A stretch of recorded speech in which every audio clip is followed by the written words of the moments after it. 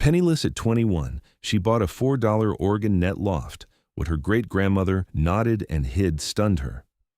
She was 21 and penniless. No family left who would take her, no savings, just a canvas sea bag and a wooden netting needle worn smooth by 4 generations of women's hands, and 4 single-dollar bills she had earned gutting salmon at a dock outside Astoria. And with that $4, she bought a forgotten net loft on a working pier in the village of Cape Hannah in Tillamook County, Oregon, on a stretch of the cold Pacific coast that had not heard a knot tied for hire since the loft went silent in 1953. The cedar planks had gone the color of bone in the salt wind. The shingles were green with moss and lichen. But what nobody knew, least of all Solveig herself, was that hidden up in the dark rafters of that loft, stretched between the beams where only a net maker would think to look, was something her great-grandmother had knotted across 40 years that would change her life forever. Before we go on, if these stories mean something to you, take a moment and subscribe, and tell us in the comments where you are listening from tonight. It means more than you know to see how far these stories travel. Solveig Hellesund had grown up with the smell of tar twine and salt-soaked cedar and wet wool sweaters drying by a stove, which is a smell most people have never smelled and never will, a smell of pitch and fish and the cold Pacific brought home on a man's coat, the smell of a fishing village in late autumn. Her grandmother had kept a small mending frame in the front room of a weatherboard house in Astoria, and Solveig had sat on the rag rug by the frame as a small girl and watched her grandmother's hands move, the wooden needle going through the mesh and the half-hitch knot tightening with a small dry sound that was the sound of every net in the world being kept alive a little longer. And her grandmother had taught her the trade the way the women of the harbor had always taught it, not with lessons but with proximity, by letting the child sit close enough, long enough, that the knowing soaked in. Her grandmother could tell good tarred twine from poor by the squeak of it between her fingers in the dark. She could lay her hand on a panel of netting and feel a slack knot among 1,000 tight ones, the way a doctor feels a wrong beat in a heart. The hand knows what the eye can be fooled about, her grandmother said, and a netwoman who trusts only her eyes is a netwoman who sends a fisherman to sea with a hole in his net and his life in it. The knowing came down the way the cold current comes down the Oregon coast, steady and patient, through the women of the family, through the wooden netting needle and the soft, worn twine of an old test knot, until it reached a girl who had nothing else. The net loft at Cape Hannah was older than the steam donkeys and the canneries and almost everything else along that coast. It had begun the autumn. A young woman named Margit Hellesund came up by coastal schooner from San Francisco in 1899 with a sea chest full of netting needles and tarred twine, and a head full of the trade she had learned in a Stavanger net shop before she crossed an ocean. And she had looked at the small wet cove at Cape Hannah, where the gill netters poled in at high tide, and the fish ran heavy in the river mouth, and she had decided that the cove was the place. She had been 25. She had no husband yet, and no money to speak of, and no one who believed a young woman ought to be raising a net loft on her own pilings above the cold water. And she had raised it anyway, on cedar pilings driven by a hired man with a beetle and a hand maul. The long, low building set out over the cove on its own legs so the nets could be lowered straight from the rafters into the boats below. And inside, the long work floor and the great rafters above where a knotted net could be hung to dry the full length of its 40 fathoms. And she had begun. She knotted send nets and gill nets, and the small mending lengths the fishermen brought in, salt-stiff and torn at the end of a run, and she hired the wives and the widows and the daughters of the village to knot beside her, because the knotting was given to women along that coast as the curing was given to men, and the women of the harbor needed earning that did not depend on whether a husband came home. The net loft at Cape Hannah tied knots without a single dark winter for 54 years, through Margit and through the women she taught, and the trade passed hand to hand the way the twine passed hand to hand, down the long work floor, woman to woman, the old ones teaching the young ones, until the machine-made nylon nets came in cheap on the new trucks, and the gill net fleet thinned, and the loft at last fell silent. Margit had been particular about the knot. The knot the netmakers used along that coast was a sheet bend tied so tight and so even that 100,000 of them in a single net would each bear exactly the same load when the seine came up heavy with fish, and a single slack knot among them was the place the net would tear, and the tear would lose the catch, and the lost catch was a family's winter. Margaret had learned the knot from her own mother in Stavanger before she ever saw the Pacific, and she had taught it with a discipline some of the village women had found hard at first and had then come to be grateful for. "The knot is the trade," Margaret had told her granddaughter Britt once when Britt was 12, the two of them at the long work floor in the loft. "There are people who will tell you a net is the shape, the fathoms, and the depth and the mesh. They are wrong. A net is the knot, repeated 100,000 times, each one exact. If even one of those knots is lazy, the sea finds it, and a man does not come home. There are no shortcuts to 100,000 knots. There is only the patience to tie each one as if it were the only one." She had said it the way another woman would have taught a prayer. There was something else Margaret had begun, something none of the other lofts up and down the coast had begun, and Solveig would not understand it until the morning she climbed into the rafters of the empty loft and looked up and saw it stretched there above her head. Margaret had started in her 10th year of knotting at the cove a second net. It was not a net for fishing. It hung in the high rafters of the loft out of the way of the working line, and it was made of fine cream-colored cotton twine rather than the tarred dark twine of the sands. And into it Margaret tied one knot, only one, for every fisherman from Cape Hannah who came home from a season alive, and one knot with a small piece of black thread woven through it for every fisherman who did not.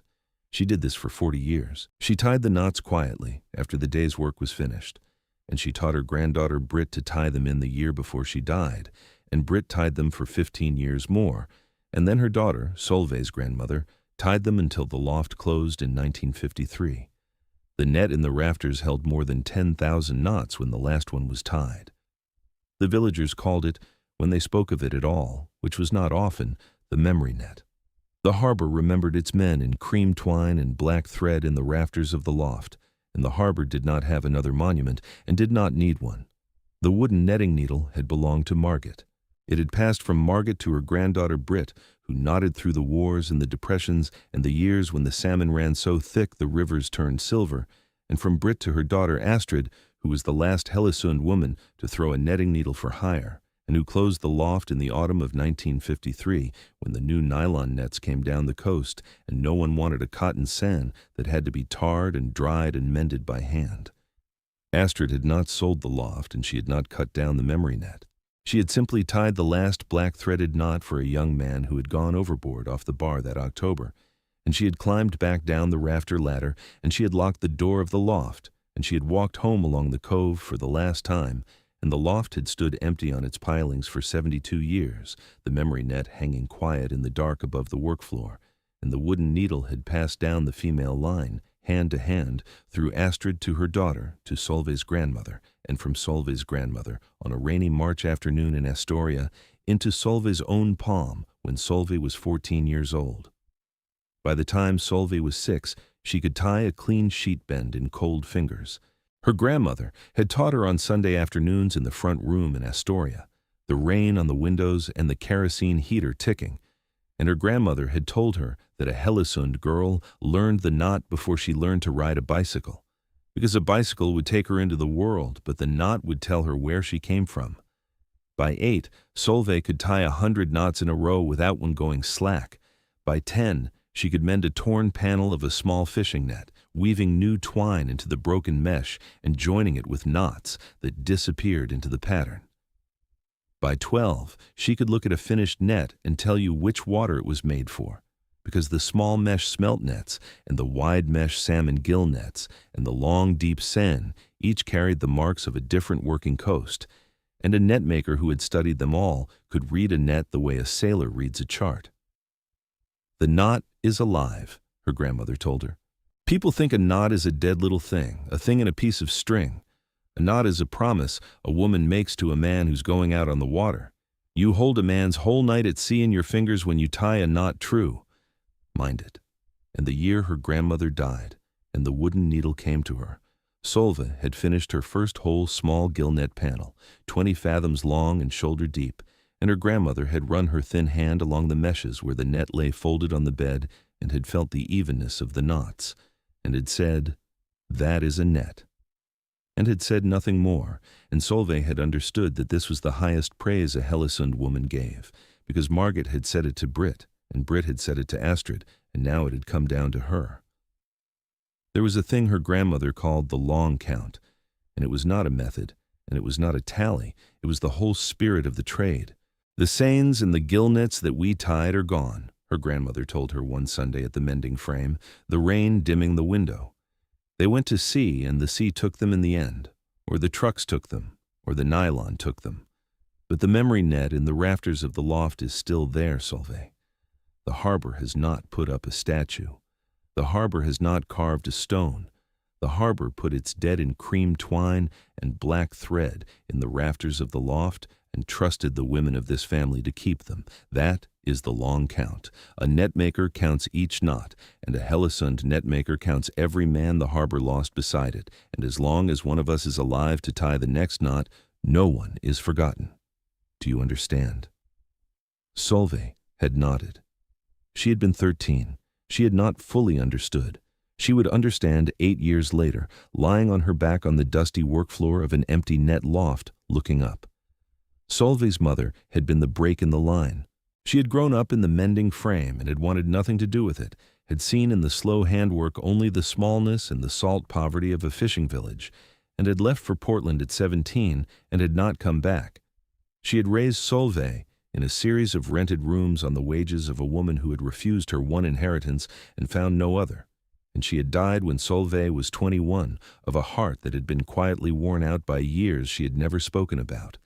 There had been no money and no family to call, for her grandmother had been 4 years gone. The landlord had given Solveig 2 weeks. Solveig had packed the wooden netting needle and a small skein of old cotton twine her grandmother said Margit herself had spun, and a single photograph of a woman she had never met, standing in the doorway of a long, low building on pilings with the cold sea behind, and she had packed what little else there was, and she had gone west to the coast, because the coast was where her people had landed, and there was nowhere else on the earth that felt even half like home. If these stories are reaching you tonight, take a second to subscribe. It truly does help us keep making them. And tell us in the comments, was there ever a person you loved who taught you a small, careful thing with their hands? And is there anyone left who remembers it? She had not meant to buy a loft. She had been gutting salmon at a dock outside Astoria for 2 weeks, sleeping in the back of a closed cannery shed when she got on a coastal bus south to see the cove her grandmother had named Cape Hannah, the water her people had landed at, before she went on to wherever she was going next, which was nowhere. The bus dropped her at a crossroads, and she walked the mile down to the village, a few weatherboard houses, a small white church, a working pier where 2 gill netters were unloading on a gray afternoon under a low drizzle, and she stopped at the harbor office, which was the front room of a house kept open 3 afternoons a week by an old man named Mr. Anders Knudsen, to ask whether anyone remembered the Hellesund family. The old man had looked at her over his glasses for a long moment. "Hellesund," he said. "There has not been a Hellesund tying knots on this cove since Astrid closed the loft when I was a boy." He set down his pen. "Whose girl are you?" Solveig told him her grandmother's name, and the old man's face changed, the way a face changes when it reaches back 70 years and finds something still there. "Then the net loft is yours by rights," he said, "and it has been waiting a long time. The county put it on the list for nothing years back, $4 and the harbor fees forgiven, because the pilings are getting soft and nobody on this coast has the money to drive new ones, let alone a use for an empty loft full of an old woman's tools." He had taken a heavy iron key on a piece of tarred twine from a drawer where it had lain, he said, for as long as he had kept the harbor office, left there by Astrid Hellesund's own hand the year she walked home for the last time, with word to give it to whoever came back asking after the women, not after the loft, after the women. He pressed it into Solveig's hand. $4, he said, "and you keep what is left in your pocket. A girl should never spend her last coin. Go on and see it. I think it has been waiting on you." The loft stood out over the cove on its own cedar pilings, exactly as she had seen it every day of her childhood in the framed photograph in her sea bag, the long, low, cedar-shingled building gone bone gray, the moss thick on the north side of the roof, the cove water sliding back and forth beneath its floor with the tide. But the pilings held, and the building stood. Solveig put the iron key in the salt-pitted lock and turned it. One long work floor inside, cedar planks worn smooth, the great mending frame still bolted to the floor in the center, hooks in the wall for hanging nets, a small iron stove gone cold in the corner. And above her, up in the high cedar rafters under the roof, in the half-dark of the loft, the shape of something she did not at first understand, a great spreading pale thing stretched between the beams from one end of the loft to the other, almost the whole roof of the building, hanging quiet in the dim light. The loft smelled of dust and old tar and dry cedar, and underneath it, faint but there, the salt and twine ghost of network, the smell of her grandmother's front room, the smell of every winter of her childhood. Solveig stood in the doorway and breathed it in and did not move for a long time. Then she stepped inside, and she fetched the rafter ladder from where it had always leaned against the wall, and she climbed. She did not cry. She lay on her back on the dusty work floor when she came back down, and she looked up, and now she could see what was stretched in the rafters above her, and she pressed the wooden netting needle to her cheek and breathed in the cedar and tar smell that was the smell of her whole childhood. The memory net, stretched the full length of the loft between the rafters, hung where no fishing net was ever hung because there was no working it down to a boat, a net of fine cream cotton twine that had darkened only a little with 70 years of salt air, and woven into it everywhere, like dark seed and light cloth, the black-threaded knots of the lost. She got up on the ladder again and ran her fingers along the twine. 10,000 knots, more, each one tied for a man who had come home, and the black-threaded ones woven through them, each one tied for a man who had not. Beside the memory net in the rafters, in a small dry locker built into the eaves where Margaret had put it, lay a thick leather-bound book. The names. The names. Each knot in the memory net was paired in the book with a date and a name and a boat, written in Margaret's hand for the first 10,000 and continued in 3 more hands after that, the full long count of who the Cove had kept and who the Cove had taken from 1899 to 1953. The harbor remembered. The book was the proof. There was also a small heavy canvas sack tucked behind the book in the locker, and when Solveig lifted it down, it was heavier than it looked. Inside, wrapped each one in a square of waxed paper, were gold coins, the saved earnings of 40 years of network, set aside 1 or 2 at a time by Margaret and added to by Britt and Astrid after her, walled away in the dry locker against a hard year that the women who saved them never had. And folded into the names book was a letter, sealed with a drop of pitch gone hard as amber, and Solveig broke the seal and unfolded it, and the hand was the same hand that had written the first knot's name in 1899. To whatever daughter of this family climbs the ladder into these rafters and looks up. My name is Margaret Hellesund. I raised this loft on its pilings with my own hands in the autumn of 1899, and I have tied knots in it for 40 years as I write this, and I will tie them until my fingers will not bend any longer. I have done a thing here that is not for fishing, and I want you to know why. I came across an ocean from a village where the women tied knots and waited for the boats and were not always given a place to put their grief when the boats did not come back. The harbor here is no different in that regard, and there is no place along this cove where the women of Cape Hannah can lay down what they carry. So I have made one, in the rafters of my own loft. Every man this cove sends out, I tie a knot for. Every man this cove keeps, I weave a black thread into the knot. The Cove has not asked me to do it. The Cove will not put my name on it. I do it because someone must, and because I am the net maker, and because the knot is the only thing I know how to give that will outlast a wave. I am leaving you, daughter, the memory net and the names beside it, and the small saving that I and the women who followed me set aside, because no bank ever held what we held, and we did not need one. I do not know who you will be. I know only that you will be a daughter of this line, because no one but a net maker would climb a rafter ladder looking for a net that does not feed a boat, and because the women of this family have always come back to the loft in the end, even the ones who swore they were done with the salt, even the ones who had to lose everything in the cities before they remembered that the one thing they could not lose was in their hands. The coins will carry you through a year. The names will tell you who the Cove kept and who it took. But the memory net, daughter, the memory net is yours to keep tying. Tie a knot for every man this harbor still sends out, and a black-threaded knot for every man it does not send back, and weave them into the net beside the ones I tied, and the ones Brit tied, and the ones Astrid tied, so that the long count does not end. The harbor will not put up a statue. The harbor does not need one, while the women of this family are still alive to tie. With everything these hands have made, and everything I leave. Margit Hellesund, Netmaker, Cape Hannah, the 14th of November, 1939. Solveig Hellesund sat on the cedar work floor with the letter in her hands and did not cry. She folded it once, she pressed it against her cheek, she breathed in, and the salt and tar and twine smell of the loft that was the smell of her grandmother's front room, and her chest filled with the smell. She sat there a long time, until the gray Pacific afternoon light came down through the small loft windows and fell across the work floor and the open book of names and the small heavy sack of coins in her own two hands.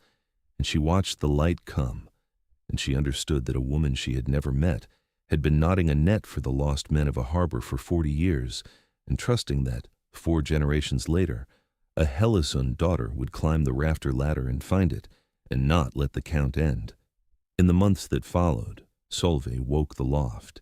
She took the gold coins to a dealer in Astoria who valued them at $29,000, and she used the money to drive new pilings under the soft ones at the corners of the building, and to mend the roof where the moss had worked through, and to lay in fresh tarred twine of the old cotton kind. She did not change the memory net.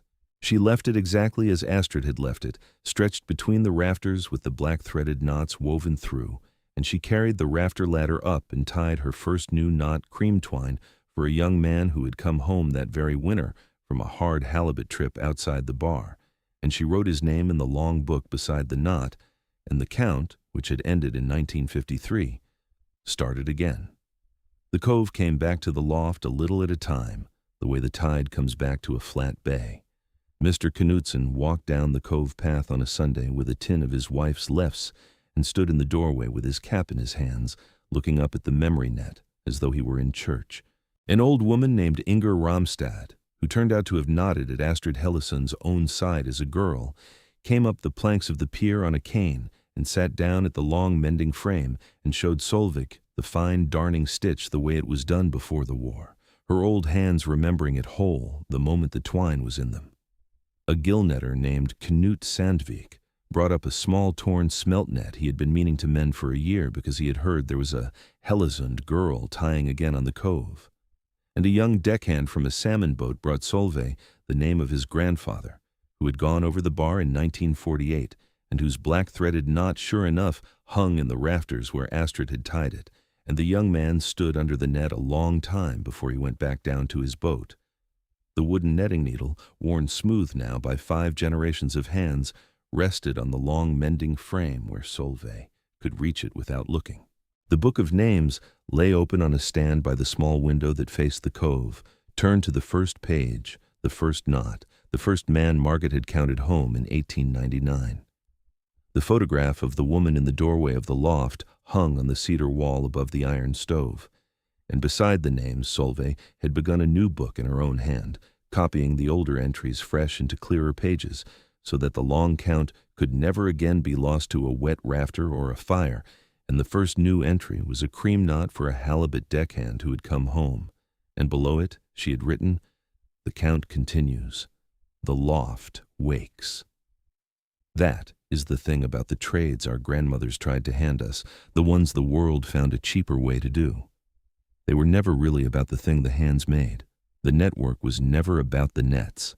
The nets were the labor, but the trade was the long count, the knot tied for every man a harbor sends out, and the black-threaded knot tied for every man it does not send home, and the patient sister work of women keeping a remembrance the town had not thought to make.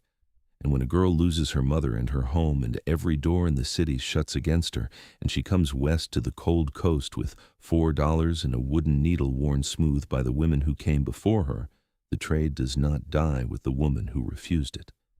The trade waits, knotted up in the high rafters of an empty loft above a cold cove, kept whole by the salt air and the dry cedar, for a daughter to come back down the coast and climb the rafter ladder, and her hands remember what they were never quite finished being taught, because some knowing comes down through the blood the way the cold current comes down the coast, steady and patient, and finds the low places and fills them. Solveig Hellesund was 21 years old and penniless. She had $4 to her name, and she spent it on a forgotten net loft on a working pier in the village of Cape Hannah, Oregon. It was the best $4 she ever spent. If this story moved you tonight, share it with someone who needs to hear it, and tell us in the comments, who is the one person in your life you would tie a knot for, in cream or in black thread, if you had a memory net of your own? Thank you for being one of the people who truly listen. See you in the last warm light of the day.